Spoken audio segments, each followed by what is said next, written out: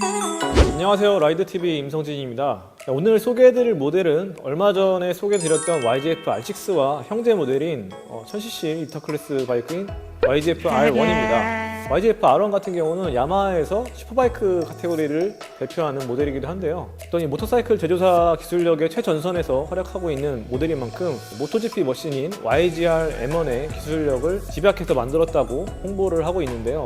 오늘 스튜디오에 올려놓은 이 모델은 2020년식 YZF R1 모델이고 지금부터 하나씩 살펴가 보도록 하겠습니다. 자, YZF R1의 역사에 대해서 한번 살펴볼까 하는데요.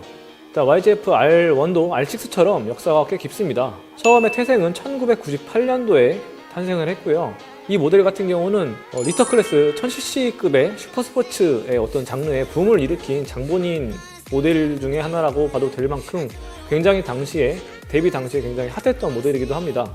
1998년도 당시에는 이 슈퍼스포츠 바이크들이 굉장히 활약을 많이 했었던 시절이기도 한데요. 그때 당시에는 이제 혼다에서 나왔던 CBR 900RR이 굉장히 핫했던 리터클래스 슈퍼바이크였습니다. 야마에서도 물론 비슷한 종류들의 대항마들이 있었죠. 뭐 예를 들어 YGF 1000R, 썬더에이스라고 불렸던 그런 모델도 있었고, 그 더 과거로 보면 이제 FZR 1000 뭐 이런 모델들도 있었지만 그 당시 CBR 900RR의 어떤 그런 기세가 굉장히 컸다고 합니다. 그래서 거기에 이제 대항할 수 있는 그런 대항마로서 YZF R1을 기획을 했는데, 이 모델 같은 경우는 데뷔 동시에 CBR 900RR이나 뭐 이런 다른 경쟁 모델들보다도 월등히 높은 스펙이나 이런 디자인이라든지 이런 것들이 굉장히 소비자들의 이목을 크게 끌어서 단숨에 이제 리터클래스 슈퍼바이크 카테고리를 성립하게 된 그런 계기를 마련했다고 볼 수가 있습니다. YZF R1 같은 경우는 경쟁 모델이었던 CBR 900RR처럼 굉장히 경량의 차체를 가졌음에도 출력은 높은 그런 초경량의 고출력 바이크가 목표였는데, 이 당시에 건조重量이 190kg이었다고 하는데요. 지금으로서는 190kg이 그렇게 가볍지 않다고 생각할 수 있지만 그 당시로서는 굉장히 가벼운 초경량 차체의 무게였다고 하고요. 그리고 출력은 150마력을 마크해서 당시로서는 초경량 하이파워 바이크라고 굉장히 명성이 높았던 그런 모델이기도 합니다. 그리고 이제 요 YZF R1 98년식 모델, 초기형 모델 같은 경우는 엔진이 일단 다른 동급 경쟁 모델들하고 조금 차별화가 돼 있던 점이 제네시스 엔진이라는 이름을 붙인 자동차 제네시스가 아니고 엔진 이름에 이제 제네시스라는 이름을 붙였던 그런 엔진이 있었는데, 이 제네시스 엔진의 가장 큰 특징은 보통의 이제 엔진들이, 4기통 엔진들이 기통당 4밸브, 흡기 2개, 배기 2개의 밸브를 갖고 있는 반면에 5밸브 시스템을 가지고 있었다는 점입니다. 5밸브 같은 경우는 흡기 밸브가 3개고 배기 밸브가 2개거든요. 아무튼 야마하 슈퍼바이크의 어떤 엔진의 정체성이 담겨있는 그런 방식이 바로 5밸브 엔진이라고 할 수가 있습니다. YZF R1 초기형에도 그 제네시스 엔진을 사용했다는 거를 상당히 크게 홍보를 했었고요. 그리고 프레임 또한 뭐 완전히 새롭게 태어난 프레임이 아니고 델타박스라는 유래가 있는 프레임을 활용을 해서 경량 차체에 맞게끔 설계를 해서 YZF R1 초기형에 사용을 했다고 합니다. 처음에 나왔던 98년도 R1 같은 경우는 당연히 카브레터를 사용한 모델이었고 00년식, 2000년식으로 가면서도 변화를 많이 겪긴 했습니다만 여전히 비슷한 디자인의 같은 카뷰레터를 채용한 그런 모델이었고, 2002년식이 되면서 퓨엘 인젝션을 채용하면서 디자인이 굉장히 급변하게 됩니다. 02년식 이전까지의 어떤 기획은 도로에서 탈 수 있는 짜릿한 슈퍼스포츠라는 의도에 따라서 만들어졌다면 2002년식부터는 서킷에서의 용도를 약간 더 크게 생각한 그런 서킷 지향을 한 모델이었다고 합니다. 그 이후에 이제 2004년식이 되면서 말 그대로 풀체인지가 가능이 됐습니다. 그래서 제 기억에는 이 당시에 2004년도 모델이 가장 뇌리에 깊게 남아있기도 한데,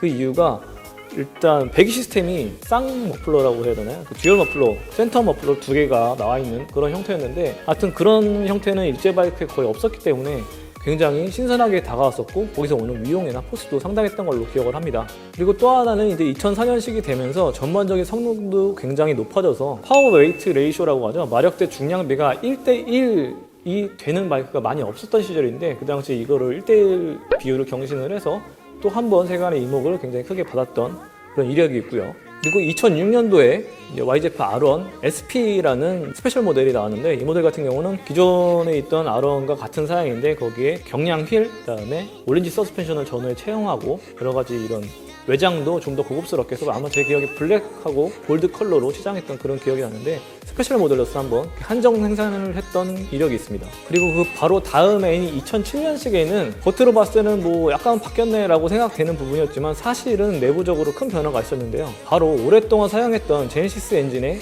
5밸브 시스템을 버리고 보통 바이크들이 사용하는 4밸브 시스템으로 전향을 했다는 점인데요. 그렇게 되면서 상대적으로 이 제온상 출력이 굉장히 많이 높아졌습니다. 어떻게 보면 좀 아쉬운 점이기도 한데 기존의 야마 엔진만이 가지고 있던 그런 흡기음이라든지 이런 전반적인 엔진 소리나 이런 필링이 많이 보통 바이크들처럼 바뀌었죠. 그리고 2009년이 되면서 또 한 번 대대적으로 엔진이 바뀝니다. 엔진은 물론이고 뭐 프레임부터 전반적인 디자인이 굉장히 많이 바뀐 해가 이제 2009년인데 그때 당시에는 이 디자인이 야마하 슈퍼스포츠가 맞나 싶을 정도로 굉장히 파격적이었고요. 그리고 그 전까지는 굉장히 날렵하고 뾰족뾰족한 인상이었는데 2009년식 같은 경우는 우락부락하고 좀 더 남성적이고 좀 근육질 같은 그런 이미지를 가지게 된 어떤 야마하 슈퍼바이크 치고는 첫 시도라고 생각이 되고요. 그때 당시에 같은 4기통 엔진인 것은 맞는데 크로스플레인 크랭크샤프트라는 기술을 새롭게 접목을 해서요. 모토GP에서 활약하고 있던 YGR M1에서 사용되던 시스템이죠. 그 시스템을 접목을 해서 어떤 출력이나 이런 상승도 물론 있었지만 트랙션 성능, 접지력을 확보하는 그런 과정과 어떤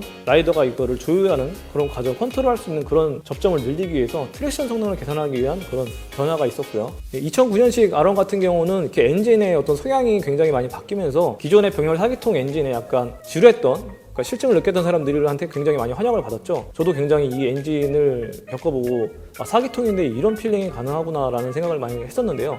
약간 V형 4기통 엔진 같은 느낌이 들기도 하고 굉장히 트랙션 성능이 독특한 그런 모델이었는데 2015년이 되면서 이게 좀 더 완성형에 가까워졌습니다. 그리고 외관도 모토GP 머신하고 굉장히 유사해졌고요. 출력이 무엇보다도 200마력을 처음 달성하는 연식이 이제 2015년식인데 엔진 출력도 크게 높아진 200마력, 이제 오버 200마력 시대가 이때부터 열린 거죠. 네, 그럼 이제 역사 얘기는 여기까지 하고 지금 보고 계시는 2020년형 YZF R1의 전반적인 스펙에 대해서 한 번씩 살펴볼까 하는데요. 일단 가장 중요한 엔진은 아까 말씀드렸던 마지막으로 진화했던 병렬 4기통의 200마력짜리 엔진이고 그리고 이제 크로스플레인 크랭크샤프트라는 기술이 접목된 독특한 형태의 트랙션 성능을 강조한 그런 엔진이라고 할 수가 있고요. 이쪽에 보시는 이 CP4라고 써있는 이 부분이 바로 이제 크로스플레인 크랭크샤프트 기술을 접목했다는 증거고요. 최대 토크는 11.6kgm로 굉장히 높은 회전수에서 발휘가 됩니다. 이 R1 엔진 같은 경우는 굉장히 고회전 엔진 성향이 짙은데요. 약간 저속부터 이제 진중하게 출력을 내주는 그런 엔진들도 다른 경쟁사 모델들은 많이 있지만 R1 같은 경우는 전통적으로 이 슈퍼스포츠는 다 굉장히 고회전급으로 만들어져 있는 그런 엔진들이라서 R6도 마찬가지지만 R1도 거의 1000rpm 이상에서 최대 출력이나 토크가 나와주는 방방 돌려줘야지 출력이 나오는 그런 형태의 엔진 형식이라고 할 수가 있습니다. 네, 그리고 이제 차체 뼈대라고 할 수 있는 메인 프레임 같은 경우는 이제 CF 다이캐스트 알루미늄 프레임이고요. 여기 카울로 살짝 덮여져 있고 앞쪽 서스펜션 같은 경우는 도립식 포크 형태고 이너 튜브 구경이 43mm를 가지고 있고요. 그리고 디스크는 더블 디스크고 복동식 4포트 캘리퍼를 가지고 있습니다. 물론 레디얼 마운트 방식이고요. 그리고 이쪽 보이시는 뒤쪽 프레임은 마그네슘으로 알고 있고 그다음에 앞 타이어는 120mm 사이즈고 뒤는 190mm 사이즈로 일반적인 이제 슈퍼바이크, 리터급 슈퍼바이크 형태랑 크게 다를 바는 없습니다. 그리고 시트 높이는 855mm이고요. 연료 탱크 용량은 17L고 그다음에 전체적인 차량 중량은 201kg이라고 합니다. 그리고 차량 색상 같은 경우는 지금 보고 계시는 레이스 블루, 야마하의 대표 색상이죠. 하고 매트 블랙 컬러도 준비가 되어 있다고 합니다. 네, 그리고 이제 앞쪽을 보면은 이제 YZF R1의 시그니처라고 봐도 될 만한 인상인데요. 이쪽에 앞에 헤드라이트가 크게 있지 않고 이렇게 헤드라이트는 밑에 숨어 있고요. 그 다음에 여기 데일라이트가 이렇게 양쪽에 있고요. 가운데 이제 에어 클리너 박스 10.5L 용량의 에어 클리너 박스로 바로 연결되는 에어 인테이크가 있습니다. 이게 이제 YGR M1 모토GP 머신하고 같은 어떤 형상의 설계인데 실제로 모토GP 머신에서 영향을 굉장히 많이 받은 기술이라고 하고요. 이쪽으로 들어간 공기가 YCCI라는 인테이크 기술을 통해서 엔진의 최적의 연료 분사 효율을 높여주는 시스템으로 이어진다고 합니다. 네, 그리고 이제 크로스플레인 엔진에서 생기는 그런 독특한 엔지닝과 배기음은 이쪽 티타늄 사이렌스를 통해서 독특하게 형성이 되는데 이 배기음이 어떤 다른 병렬 4기통 슈퍼바이크들과는 좀 많이 차별화되어 있습니다. 그래서 어떻게 보면 R1만 가지고 있는 그런 소리라서 좋아하시는 분들도 많고요. 개인적으로는 옛날에 있었던 이제 중앙 집중식 듀얼 머플러, 센터 머플러가 약간 포스가 더 있다고 생각은 하지만 아무튼 성능 면에서는 아마 뭐 무게나 이런 부분에서도 이렇게 한쪽으로 빠진 게 더 유리하다고 생각합니다. 그다음에 뒤쪽에 보이는 이 메인 프레임 말고 이 시트가 달려있는 이 서브 프레임 같은 경우는 마그네슘 합금으로 만들어져서 이제 경량화에 제일 집중을 한 그런 부분이라고 할 수가 있고요. 그리고 무엇보다도 이렇게 손이 이렇게 통과할 정도로 굉장히 큰 공간이 뚫려져 있는데 이것도 이제 에어로 다이나믹 시스템의 부분 중에 하나라고 생각이 됩니다. 네, 그리고 이제 YZF R1에서 가장 이제 눈에 띄는 부분 중에 하나가 굉장히 다양하게 접목되어 있는 전자장비 제어 시스템들인데 2015년에 접목된 시스템들이 대부분이기도 한데요. 그때 당시만 해도 굉장히 이런 양산형 바이크에 모토GP 기술력을 다양하게 이렇게 접목을 했던 그런 전자장비들이 많이 없던 시절이었는데 지금은 많이 이제 평균화가 됐죠. 자, 일단 굉장히 다양한 전자장비들이 있는데 이 전자장비들이 제대로 작동하기 위해서 이제 관성 측정 장치가 일을 제대로 해서 데이터를 제대로 검출을 해내야 되겠죠. 육축 관성 측정 장치 이제 IMU가 장착이 되어 있고요. 거기에서 이제 뽑아낸 데이터들을 ECU로 전달을 하면 뭐 리프트 제어 시스템, LIF라고 불리는 그런 시스템이 있고 이게 뭐 쉽게 말하면 윌리 컨트롤이라고 생각을 해도 될 것 같고요. 그다음에 베킹 각도에 대해서 슬라이드를 제어하는 리어 휠 슬라이드 제어 시스템 SCS가 접목이 되어 있고 그다음에 기본적인 트랙션 컨트롤 시스템도 물론 적용이 되어 있고요. 기어 체인지 부분에서는 퀵 시프트 시스템이 적용이 되어 있고 업 다운 모드가 적용이 되는 시스템이고요. 그리고 추가적으로 레이스를 위한 런치 컨트롤 시스템도 적용이 되어 있고요. 이 시스템 같은 경우도 레이서들이 광범위한 데이터를 제공해서 스타트했을 때 다른 경쟁자들보다 우위를 점하기 쉽게 이렇게 조율을 많이 해놨다고 합니다. 자, 제가 일단 이 모델을 2020년식을 제가 직접 타보지는 못했고요. 2015년에 이 형태, 같은 형태로 이제 풀체인지가 됐을 때 시승을 했던 기억이 있는데요. 그때 당시에도 아까 말씀드린 바와 같이 다른 병렬 4기통 엔진을 품은 다른 일제 바이크들이나 뭐 BMW S1000R이라든지 이런 고출력 바이크들하고는 또 다른 느낌이었던 것이 이 크로스플레인 크랭크샤프트 엔진 기술이 들어간 엔진은 또 다른 성격을 가지고 있구나라고 굉장히 실감을 했던 기억이 있고요. 물론 그거는 이제 같은 엔진을 사용한 MT-10 네이키드 바이크도 비슷한 느낌을 받았었는데 이 엔진 특징 중에서 제가 제일 장점이라고 생각했던 부분은 슈퍼바이크나 슈퍼스포츠는 필연적으로 고출력을 내기 위해서 회전수를 굉장히 높게 끌어올려야 됩니다. 만 RPM 주변이라든지 아니면 때에 따라서 만 RPM 이상으로 올려서 이제 업시프트를 하고 가속력 성능을 최대한 끌어내야 되는 그런 이제 조건이 있는데 그랬을 때 어떤 엔진에 대한 저항감이라고 해야 될까요? 그런 것들이 이 크로스플레인 크랭크샤프트 엔진 같은 경우는 고회전으로 갔을 때 일반적인 그냥 4기통 엔진보다도 훨씬 저항감이 적다고 느꼈습니다. 그런 부분에 있어서는 확실히 모토GP 머신을 답습했다고 해서 더 고출력화된 거는 맞지만 다루기가 어려졌다는 뜻은 절대 아닙니다. 왜냐하면 모토GP 머신들이 일반적으로 생각하기에 저거는 굉장히 프로 선수들이 타는 바이크이기 때문에 훨씬 더 다루기가 어렵고 빡세고 그리고 출력도 높고 가볍고 일반인들이 접할 수 없는 그런 머신이겠구나라고 보통은 상상을 하겠지만 사실은 모토GP 머신 같은 경우가 더 다루기가 쉽고 어떻게 보면 라이더 친화적으로 굉장히 섬세하게 다듬어져 있다고 합니다.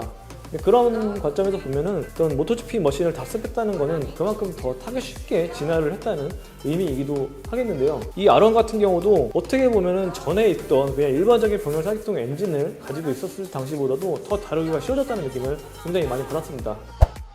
네, 야마하 YZF R1 같은 경우는 그 당시에 처음에 등장했을 때 98년도죠. 그 혼다의 CBR 900RR이 워낙 대세였기 때문에 어느 지역을 가나 슈퍼바이크를 논하면 CBR 900RR이 가장 먼저 언급될 수밖에 없는 그런 상황이었기 때문에 야마하로서는 이제 어떤 거기에 대한 대항마를 설계할 수밖에 없었을 테고요. 그랬는데 98년도에 이 R1이 등장하면서 굉장히 큰 센세이션을 일으켰었습니다. 당시에 이제 CBR 말고는 크게 대적할 경쟁이 없었는데 경쟁 상대들조차 없었는데 R1이 출시되면서 굉장히 그 경쟁에 불이 붙고 가속화가 됐죠. 그래서 이제 이어서 스즈키, 혼다, 가와사키에서도 1000cc에 맞는 클래스, 리터 클래스의 슈퍼스포츠라는 개념이 확실하게 정립되면서 대항마들이 등장하면서 그야말로 그때부터 이제 슈퍼바이크는 1000cc급이다. 그리고 이 1000cc급이야말로 이제 슈퍼바이크, 슈퍼스포츠의 어떤 상향 평준화된 새로운 어떤 그 기준점이 된 그런 계기를 만든 게 YZF R1이었기 때문에 사실 이게 지금 시간이 지나서 2020년식이 나왔지만 그때 당시에 그 센세이션을 아직도 기억하고 계시는 분들도 많고요. 그래서 넓은 의미로 봤을 때는 이 YZF R1이라는 모델 자체가 그냥 단순히 이 슈퍼바이크의 야마하 대표 슈퍼바이크다, 플래그십 모델이다 라고 하는 것에 그치지 않고 어떤 이 현재 1000cc 리터 클래스 슈퍼바이크라는 그런 새로운 기준을 만든 어떤 그런 좀 의미가 있는 역사적인 모델이 아닌가 하는 생각이 많이 들었습니다. 네, 지금까지 2020년형 아마 YGF R1에 대해서 간략하게 살펴봤고요. R1 같은 경우에 가장 큰 특징은 이제 엔진이라고 생각을 하는데 4기통 엔진의 또 새로운 어떤 즐거움이라고 할까요? 그런 면을 가지고 있는 여전히 독특한 슈퍼 스포츠 바이크라고 할 수가 있겠고요. 더 많은 분들이 이 독특한 엔진의 느낌을 한 번쯤 경험해 보셨으면 합니다. 그럼 여기까지 간단히 소개를 마치고요. 다음에 더 재밌고 유익한 영상으로 찾아뵙겠습니다. 저는 지금까지 라이드TV 임성진이었습니다. 감사합니다.